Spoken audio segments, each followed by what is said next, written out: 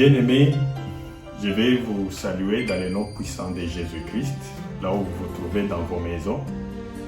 Et je voulais déjà vous dire que,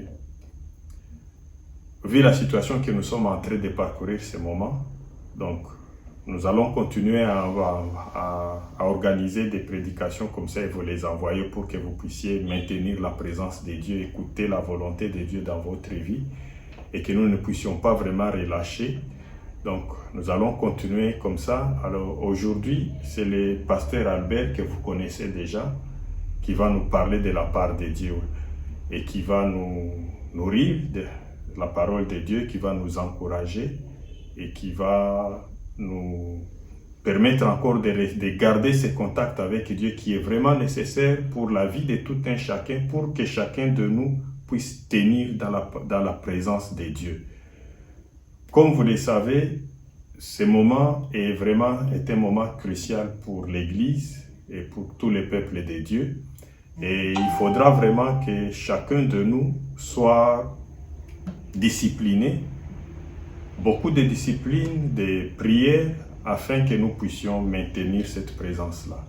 Et que si nous ne sommes pas disciplinés nous-mêmes, il nous sera vraiment difficile de tenir parce que pendant cette période, le diable ne dort pas. Nous ne prions pas, mais le diable, lui, je pense qu'il a même intensifié ses actions parce qu'il sait que c'est le moment propice. Il n'y a pas de prière pour l'empêcher. Pas assez de prières, je veux dire, pour l'empêcher d'agir, mais il y a aussi des moments, donc des occasions qu'il peut saisir pour pouvoir vraiment prendre du terrain dans la vie des gens. Donc, je vous souhaite vraiment de bien suivre la prédication du pasteur Albert et que Dieu puisse vous bénir abondamment. Donc, nous allons prier, remettre la prédication de ce que nous allons suivre entre les mains de Dieu. Éternel, nous voulons te rendre grâce parce que c'est encore une opportunité que tu nous accordes de pouvoir suivre ta parole et que Seigneur de Tout-Puissant, nous voulons, ô Dieu de gloire, remettre ce moment entre tes mains, le pasteur, ô Dieu de gloire, qui va parler entre tes mains, afin qu'il soit vraiment un instrument entre tes mains que tu vas utiliser pour pouvoir nourrir ton peuple et pouvoir les encourager à tenir bon. Je veux que tu accompagnes, Seigneur de Tout-Puissant, chaque mot qui sortira de sa bouche et que tu puisses y accorder la vie dans le cœur de tout celui qui écoutera et que ton nom soit glorifié. Au nom de Jésus-Christ, nous t'avons ainsi prié. Amen. Alors, bien-aimés, je vous salue au nom de Jésus, que la paix de Dieu soit avec vous. Et ce matin ou ce midi, nous allons parler de la rencontre avec Dieu. Nous parlons du thème « Prépare-toi à la rencontre de ton Dieu ». Et la rencontre avec Dieu est toujours quelque chose de déterminant, soit pour la propulsion ou bien pour la descente aux enfers, si on peut dire comme ça. C'est quelque chose de déterminant. Et le contexte de ce passage est un contexte de jugement. Ce n'est pas un contexte où Dieu pensait propulser les gens, mais plutôt c'était sous un ton de menace, à un moment où il se passait trop d'injustice sociale au temps du prophète Amos. Et deux types de personnes sont censées rencontrer Dieu. Les chrétiens qui croient déjà en Dieu ont besoin de rencontrer Dieu.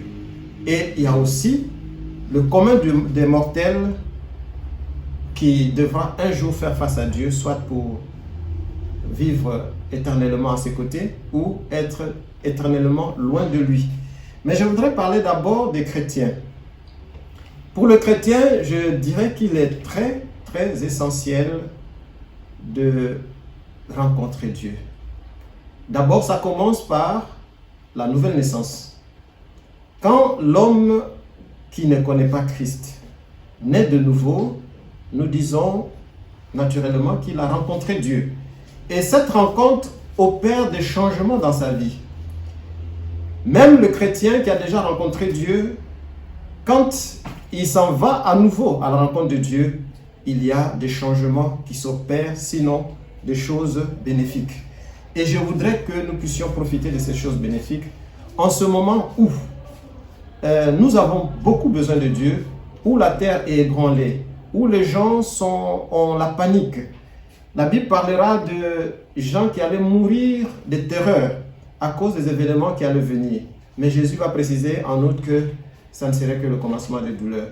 Mais alors que c'est le commencement des douleurs, ceux qui sont en Dieu sont tranquilles parce qu'ils ont une assurance, la présence de Dieu.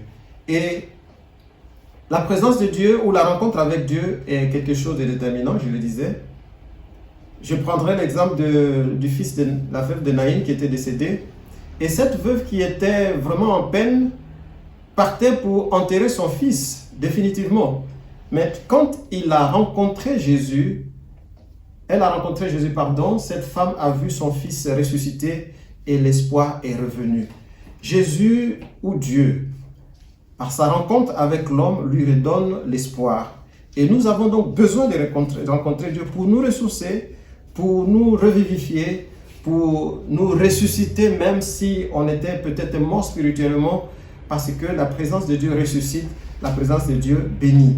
Alors, nous parlerons alors de 4 éléments qui sont nécessaires pour que le chrétien puisse rencontrer Dieu.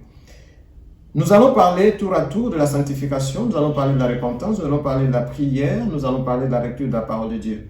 Alors la repentance est la première des choses qui amène l'homme à la rencontre de Dieu. Un cœur qui n'est pas repentant, Dieu n'a rien à faire avec. Et Dieu a besoin de ceux qui se remettent en cause et qui reviennent de leurs maux pour se donner à lui. Dans Matthieu 3, versets 2 à 3, Jean-Baptiste prêchait et c'était la première prédication. Il disait « Repentez-vous car le royaume des cieux est proche ». Tout chrétien s'attend au royaume des cieux. Il aspire à ce royaume. Et le chrétien a besoin de se repentir pour rentrer dans ce royaume.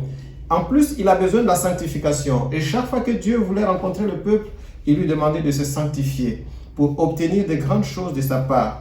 Mais il y a aussi la prière, comme je le disais. La prière est le moment où l'homme est dans l'intimité avec Dieu, où l'homme parle avec Dieu, où l'homme reçoit des choses de la part de Dieu. La prière est la chose aussi qui propulse les chrétiens et qui le transforme. Daniel est un exemple de vie de prière. Au moment où le roi avait interdit la prière pendant 1 mois, Daniel est tranquillement rentré dans sa chambre où il priait 3 fois la journée par jour et il louait le Seigneur, il priait le Seigneur. Et c'était des moments tellement décisifs au point que Daniel qui est rentré à Babylone en tant que captif en est sorti comme prophète. La présence avec Dieu nous bénit. Mais Daniel était aussi quelqu'un qui s'était appliqué à la lecture de la Bible, à la lecture de la parole de Dieu. Et au chapitre 9, au verset 2 jusqu'au verset 4, nous lisons que Daniel a lu dans le livre de Jérémie qu'il restait encore 70 ans pour le peuple, pour sortir de son esclavage. C'est à partir de la lecture qu'il a compris qu'il restait 70 ans. Et cette compréhension, cette perception des choses l'a amené à prier, à intercéder. Sans la lecture de la Bible, le chrétien est, sans étude de la Bible, sans la lecture, le chrétien est stérile, il est oisif et il a l'impression de n'avoir rien à faire. En réalité, le chrétien a beaucoup de choses à faire, même concernant le soutien de ce monde qui est en train d'être ébranlé. Souvenons-nous que dans Ésaïe 59, le Seigneur disait qu'il cherchait un homme qui intercède. Dans Ézéchiel 22, 30, il a dit qu'il cherchait quelqu'un qui se mette à la brèche. Et la personne qui doit se mettre à la brèche, ce n'est pas n'importe laquelle. C'est la personne qui connaît le besoin de Dieu, qui marche par rapport à ses intérêts. Et nous avons besoin de nous approcher de Dieu à travers la lecture de la parole de Dieu. Ça va nous donner beaucoup de révélations. À travers la prière qui va nous donner de recevoir aussi des choses de la part de Dieu. Nous avons besoin de nous approcher de Dieu par la repentance et par la sanctification. Et toutes les personnes qui ont rencontré Dieu ont été bénies. Je parlerai du fils de la veuve de Naïm. Je parlerai aussi de Jacob. Quand il a rencontré Dieu, Dieu a changé son nom en Israël.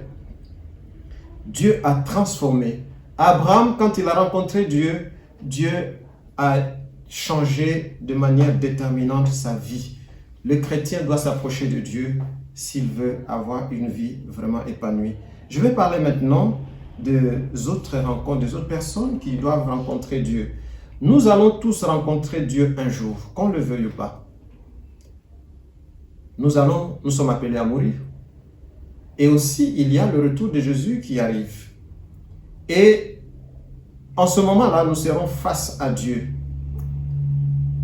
Le livre de Daniel dit, en ce jour-là, je lis dans Daniel chapitre 12, versets 2 à 3, il est dit ceci, en ce jour-là, plusieurs de ceux qui dorment vont revenir à la vie. Les uns reviendront à la vie pour la honte éternelle et les autres se réveilleront pour l'héritage éternel. Et donc, il y aura deux types de rétribution.